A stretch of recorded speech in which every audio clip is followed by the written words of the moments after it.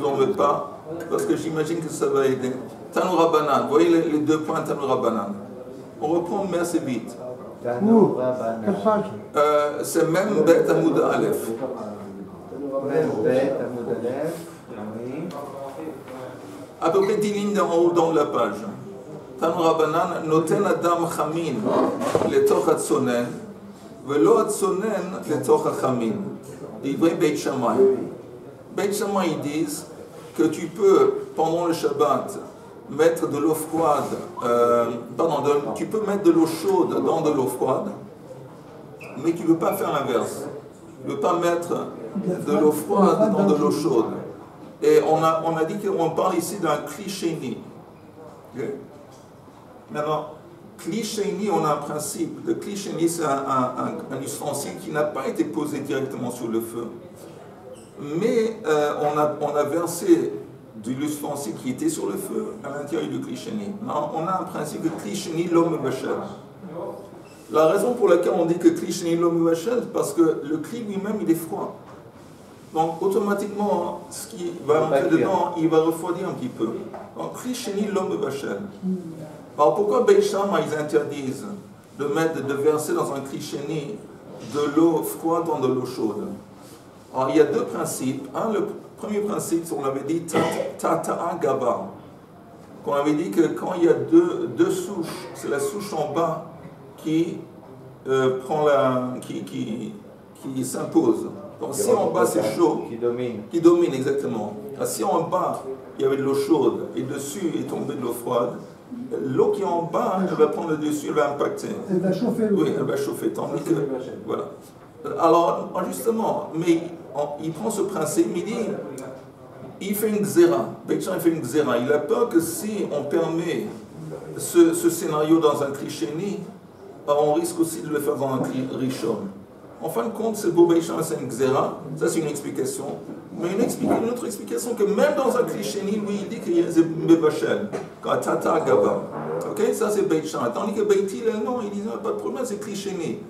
Alors, Beit Hillel, Omrim, Bein Chamin, le Toch Hatzonen, ou Bein Sonen, le Toch Hachamin, que ce soit l'eau chaude qui était versée dans l'eau froide, ou l'eau froide dans l'eau chaude, Moutar, c'est permis. Bamedvarim Amorim, de quoi on parle? Bekos. Alors, Ambati, disons Ambati, c'est une baignoire.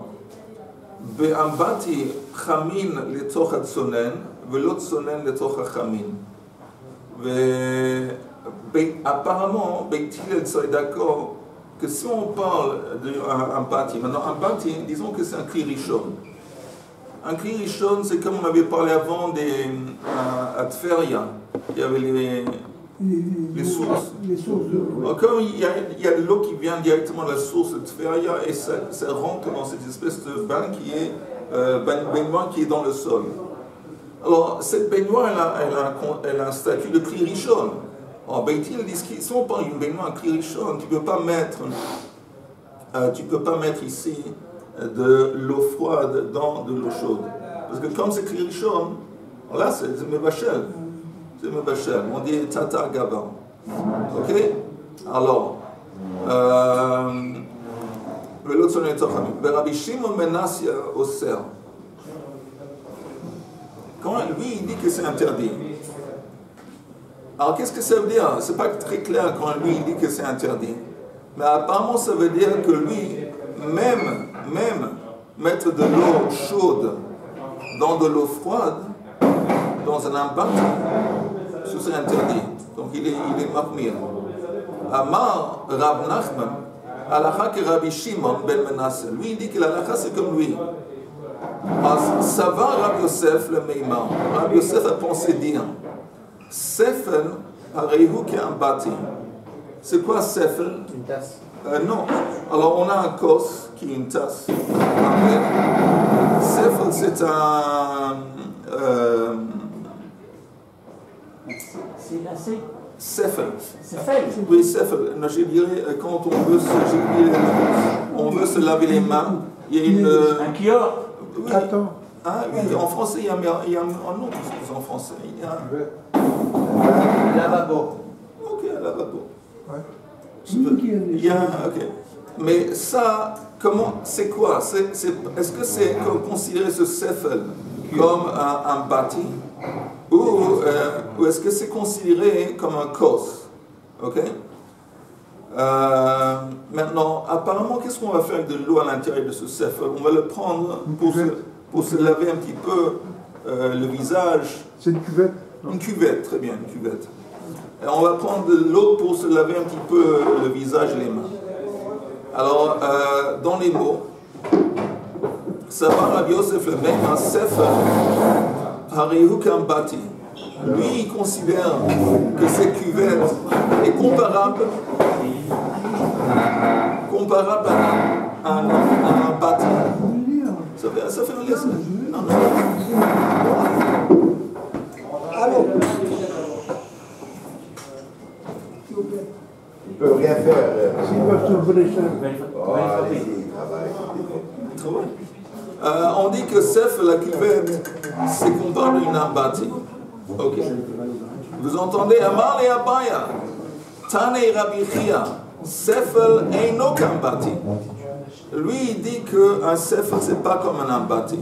Ça veut dire que ce serait permis, apparemment, de mettre de l'eau chaude dans de l'eau froide. Ou le maï de salika da'atam yikara, le sefel arehu kambati. Et ça que tu as cru penser, tu as pensé que on peut comparer ce lavabo à un bâti, comme un klirishon, il y a un problème. Parce que V'amar Rav Nachman, halakha ke Rabbi Shimon ben Menassia. Ça veut dire que tu ne peux pas mélanger de l'eau dedans, que ce soit de l'eau froide dans de l'eau chaude, ou de l'eau chaude dans de l'eau froide. Alors Agma demande, si c'est comme ça, comment tu aurais pu penser une telle chose? Elle a Shabbat, Rechitsa bechamin leika. Alors comment tu vas pouvoir te laver le Shabbat? Ça veut dire quoi? Comment tu vas pouvoir te laver le Shabbat? Nous on avait dit auparavant que s'il y a de l'eau qui a été chauffée la veille, le Shabbat, elle a été chauffée la veille, on peut l'utiliser pendant le Shabbat pour se laver le visage, les mains et les pieds. Mais si tu me dis que de l'eau qui a été chauffée dans un sefer, normalement c'est... Et tu ne peux pas l'utiliser. Tu vas mettre... chauffe pas. C'est comme une petite cuve d'eau. C'est une petite bassine. C'est une petite bassine, mais il y a... On ne chauffe pas la bassine. Mais la veille de Shabbat, l'eau était bouillante. L'eau était bouillante, la veille de Shabbat. La bassine a été chauffée ou on a versé de l'eau chaude dedans? On a versé de l'eau dedans. On a versé de l'eau dedans. C'est pas grave, c'est l'eau. C'est bouillant. Maintenant, la question, apparemment, plus tard la nuit de Shabbat, il va vouloir peut-être se rincer le visage ou les mains ou les pieds, je ne sais pas quoi. Il a le droit, mais il sait que l'eau est bouillante, donc il va vouloir mettre de l'eau froide. Si tu me dis que pour un sefer, on ne peut pas introduire de l'eau froide, c'est important si c'est de l'eau froide, c'est une chaude, alors il ne peut pas se baigner. Et nous, on sait qu'on peut se baigner. On peut se baigner le visage, les mains, les pieds, donc on est en train de dire c'est un peu bizarre. C'est un kélichéni, c'est pas un kélichon. Oui, mais néanmoins, il interdit comme Beit Shammai. C'est comme Beit Shammai. Il interdit même dans un klichéni de mettre de l'eau froide dans de l'eau chaude. Mais si le tartite, le kumkum, il est chaud encore, il est chaud dessous. L'eau à l'intérieur. Je rajoute de l'eau dans ce kumkum, oui. Je comprends. Le sefel, c'est je mets de l'eau chaude, c'est déjà un kélichéni, et je vais, comme c'est tellement chaud pour me nettoyer, je vais rajouter de l'eau froide. Oui. Pas de problème. Alors je l'ai coulé allemand. Parce que c'est cliché jusqu'à présent. Parce que c'est cliché. Parce que c'est cliché. Alors, Beit Shammai, on avait dit. Parce que c'est le tartan, tu as dit le tartan. On a dit, Beit Shammai, ils interdisent dans un cliché de verser de l'eau froide dans de l'eau chaude à cause de Tata Agava. D'accord, mais même dans un cliché, tout le monde est d'accord que si c'est. Même dans un cliché, on avait dit comme un kos, ok, un verre. Alors, ça, il marque là que Beit Shammai, Beit Hillel dit tu peux verser dans le cliché, que ça soit de l'eau chaude dans l'eau froide, de l'eau froide dans l'eau chaude. Il n'y a pas de problème, c'est cliché. Beit Shammai dit non. Si le cliché il est chaud, très chaud, et si tu verses de l'eau froide sur de l'eau chaude, même dans un cliché, il y a un problème parce que tu as là-bas. Ça, c'est cliché. Maintenant, on se demande. Après, on a eu qui on a parlé d'un bâti. Attends, on fait une distinction entre un kos et un bâti. Un bâti, c'est Kririchon. Alors, dans un cri Rishon qui a été Allah, Beit Hillel disent bon, tu ne peux pas mettre de l'eau froide dans de l'eau chaude dans un bâti.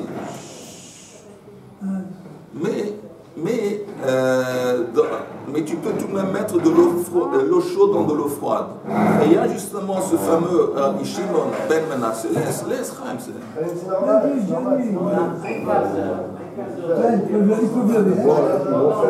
Attends 5 minutes et ça va commencer. C'est-à-dire, on vous a laissé la salle et essayer de nous... Merci. En plus, on est plus nombreux que... Pour le moment, tu me dis que si la halakha c'est comme Rabbi Shimon ben Menasseh qui dit, en ce qui concerne cette fameuse cuvette, ce lavabo, qui ne peut pas mettre du tout quoi que ce soit. Alors, les conséquences vont être que tu ne vas pas pouvoir te baigner le visage, rincer le visage ou les mains et les pieds le Shabbat avec de l'eau qui a été chauffée la veille. Et on sait qu'on peut. Alors la Gemara continue, elle dit.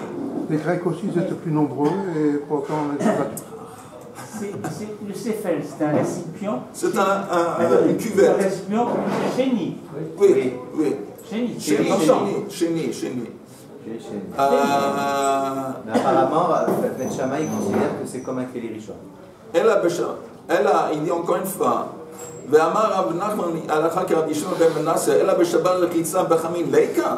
Alors la Gemara dit mi savrat Rabbi Shimon a Sefer Kai. Qui te dit qu'on parle ici de la fin de l'enseignement? On parle du début.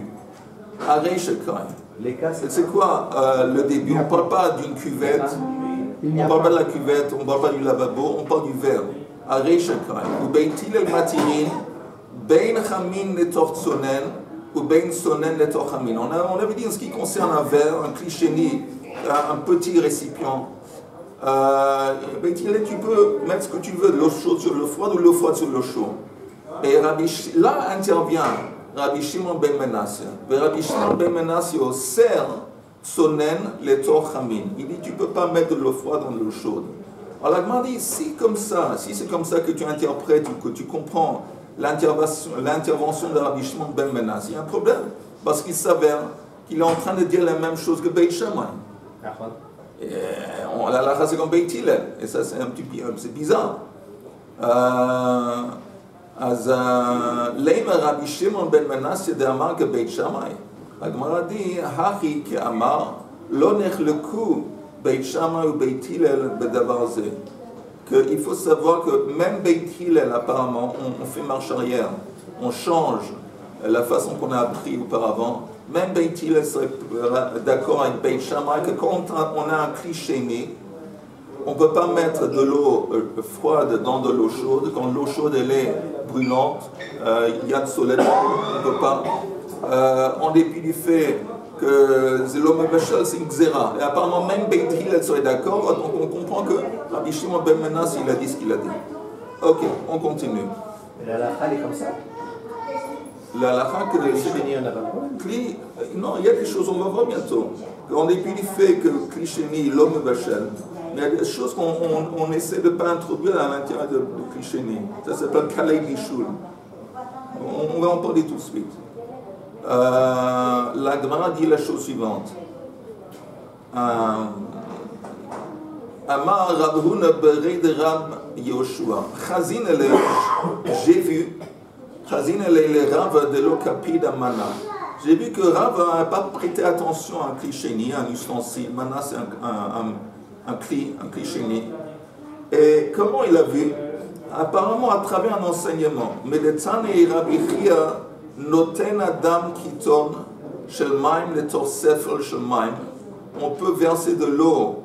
La vérité c'est écrit ici. On peut mettre noten adam kiton shel maim, une quantité d'eau dans un lavabo, dans un sefel shel maim. Ben chamin letor tsonen ou ben tsonen letor chamin. C'est pas important qu'est-ce qui versait sur quoi. Amar le Rab Huna le Rab Ashi. Tu me dis que ça veut dire que en se basant sur ça, comme Rav a enseigné cet enseignement, qu'il est d'accord, et qu'il n'y a pas de problème dans un sefer de verser de l'eau froide dans de l'eau chaude. Il y a tant. Qu'est-ce qui est écrit dans la Braïta? Noten Adam Kiton Shelmaim. Noten, ça veut dire qu'il place apparemment l'ustensile dans la cuvette. Le bain-marie. Voilà, il n'est pas en train de verser de l'eau, il y a comme un récipient d'eau, voilà, il met l'ustensile, le cli, voilà, il le pose à l'intérieur de l'eau chaude. L'intention c'est quoi? C'est de chauffer l'eau. Oui, chauffer l'eau. Réchauffer l'eau, oui. Mais alors lui, il a dit que c'est permis. Alors, tu vois bien que c'est permis. Même dans un sefer, on peut verser. Il dit non.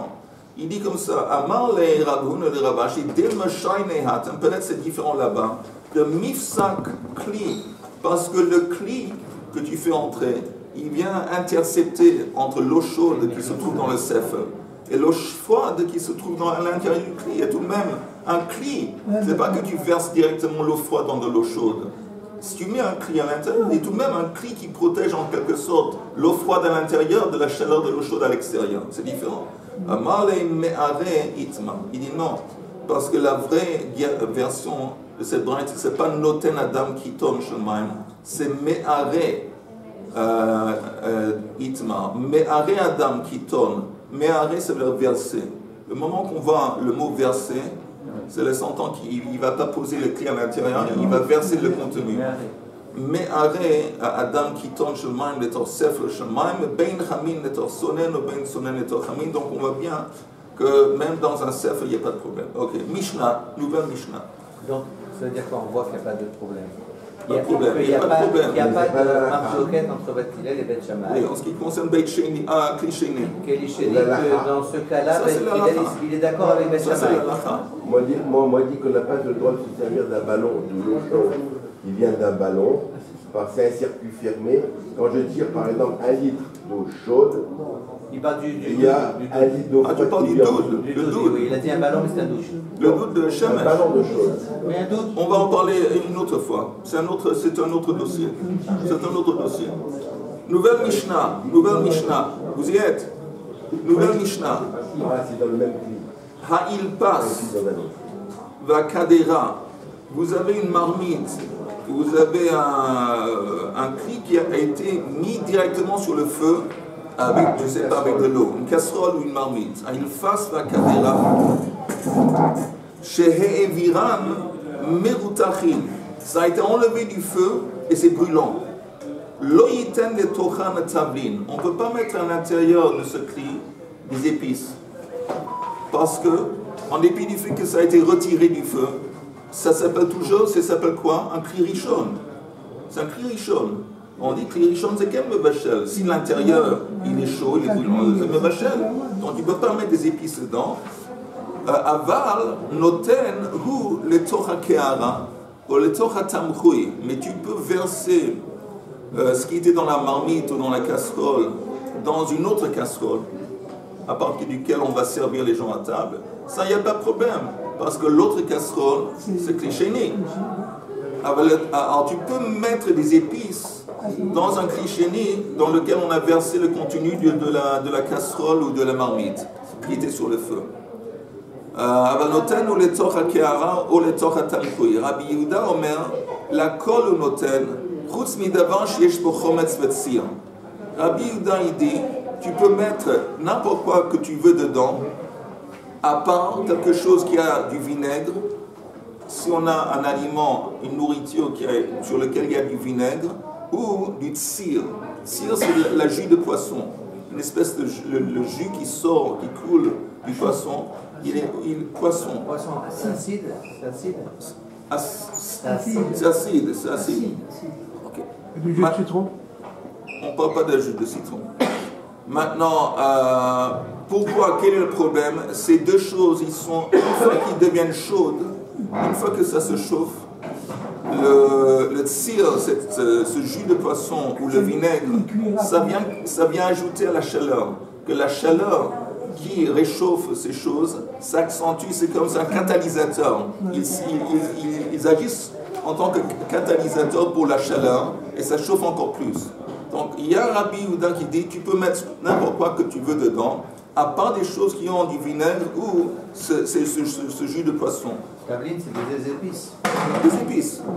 Ça aussi, ça accélère la... Non, au contraire, les épices, apparemment, uniquement les épices, ça se...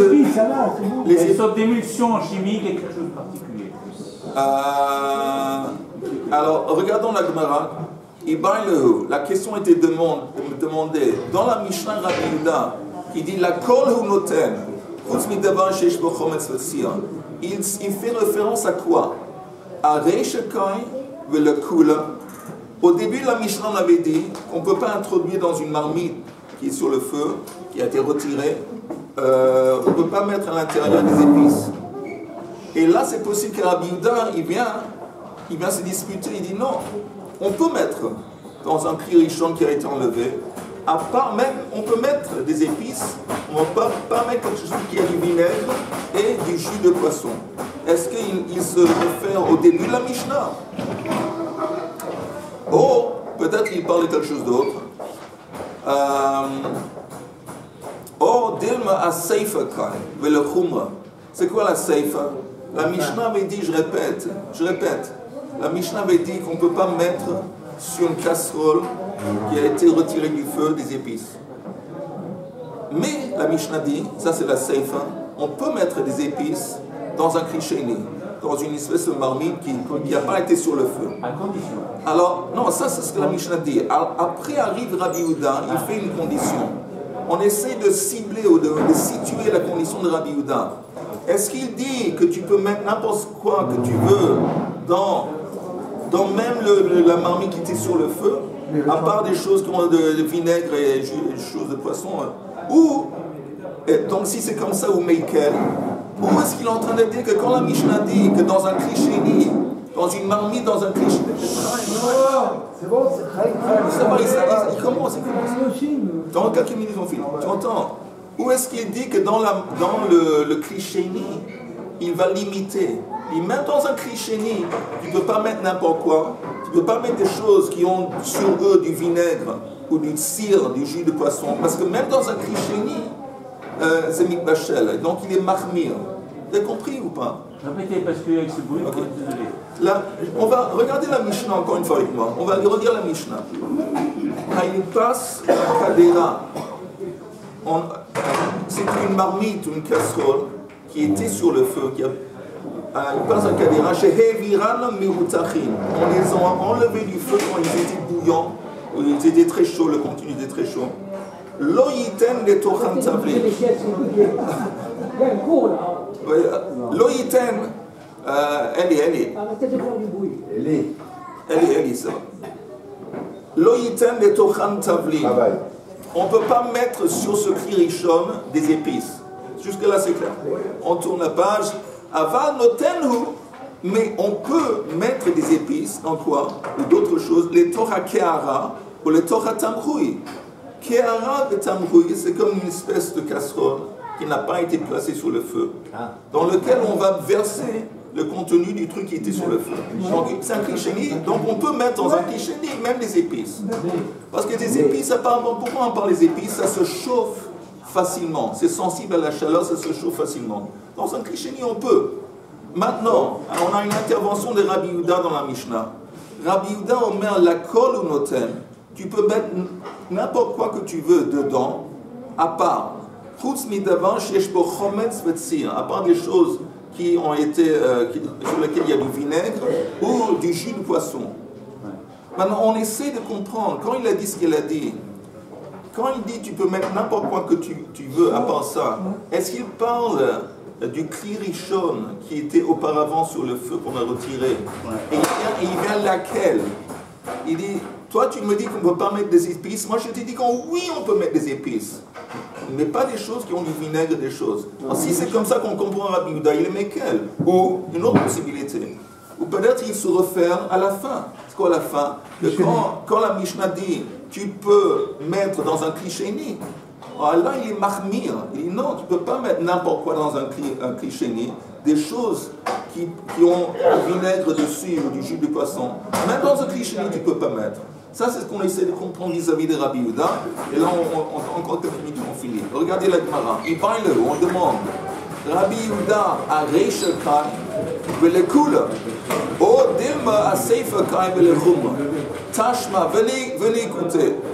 De Tanya Rabbi Yehuda Omer, l'école il passine ou noten, l'école a kaderot rotrot ou noten. Chutz midavar, sheyesh bo chometz vetzir. Donc là, c'est texto. C'est texto qu'il est le cool. Que Rabbi Yehuda, il vient laquelle, il met dans un cri richon qui a été enlevé du feu, tu peux mettre des épices. Tu peux mettre n'importe quoi, à part des choses qui ont du vinaigre ou du jus de poisson. Attends. Ça va, Rabbi Yosef le Meimar. Rabbi Yosef a voulu proposer que Melach, le sel, a Rehu Ketzavlin. Que le sel est comparable aux épices. Ça veut dire quoi le sel est comparable aux épices? Que ça se chauffe facilement. C'est mitbashel b'kalil. Ça veut dire quoi? Que dans un kli rishon, de kli rishon bashla, ou le kli sheni lo bashla. Et comme les épices, tu les mets dans un kli rishon, après que ça a été, c'est une bashel. Tandis que la même chose avec le sel, mais dans un kli sheni ça va. Amar le Abaya, Tane, on va dans 2 minutes, on finit parce que c'est trop dur. Amar le Abaya, Tane, Rabbi Chia, Melach Eina Ketzavlin. Le sel n'est pas comparable aux épices. Pourquoi? De quel point de vue? De Kli Sheni Nami Bashla. Le sel, c'est encore plus sensible à la chaleur, ça se chauffe encore plus vite et plus facilement que les épices. De quel point de vue que même dans un Kli Sheni, le sel va se cuisiner. Au pligue de Rav Nachman, et c'est contre l'opinion de Rav Nachman, d'Amar Rav Nachman, Tzricha Milcha Bishula que Bisre de Torah. C'est contre ce qu'avait dit Rav Nachman. Rav Nachman dit que le Milcha, le sel, a besoin d'être cuisiné comme de la viande.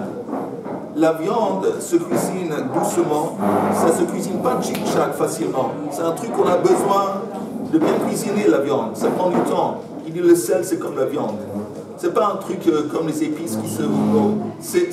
ça prend du temps. Donc si ça prend du temps, apparemment si ça prend du temps, on pourrait le mettre même dans le kli rishon, apparemment. Et que de Amré, ça va Rabbi Yosef le même Melach Harihu Ketzavlin de Bekli Rishon Bashla, Bekli Sheni Lo Bashla. Amar le Abaya Tzani Rabbi Chia, on a une braïte, ça c'est l'alacha. Melach Eina Ketzavlin. Le sel n'est pas comparable aux épices. De quel point de vue? On finit. De Bekli Rishon Nami Lo Bashla. Le sel, même dans un Kli Rishon, tu peux le mettre, tant que le kli rishon a été enlevé du four, tu peux mettre du sel dedans. Les épices, non, le sel tu peux.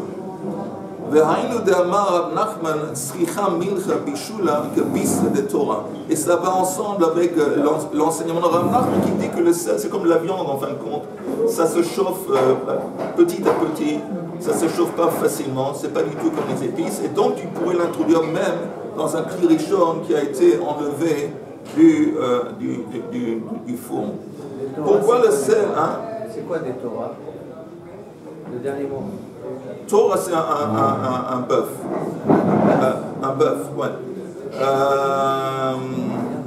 Je vais juste voir s'il y a une explication pourquoi le sel il est différent. Je vois ici qu'on dit ici que le sel, quand on dit le sel,